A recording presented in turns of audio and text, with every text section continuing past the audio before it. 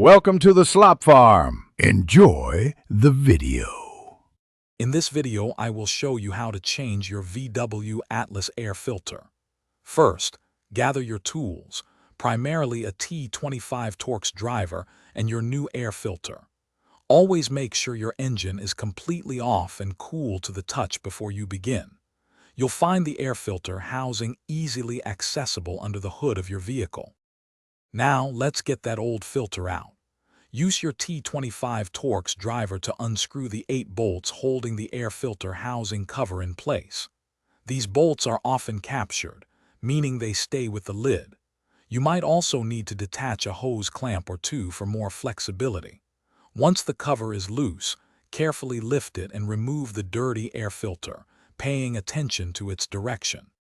With the old filter removed, it's time for the new one. Place the fresh air filter into the housing, making sure it faces the same direction as the one you just took out. Press it down gently to ensure it sits snugly and creates a proper seal. Then, carefully reposition the housing cover, align the bolts, and tighten them down with your T25 Torx driver. Remember not to over-tighten as they go into plastic. Before you finish, give everything a quick once-over.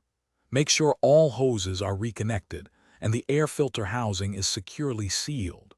For optimal performance, it's generally recommended to replace your engine air filter every 15,000 to 30,000 miles, or more frequently if you drive in dusty conditions. Don't forget to check the description for a link to Little Trees Black Ice and other great deals to keep your car smelling fresh. Thanks for watching. Consider subscribing if we helped you today.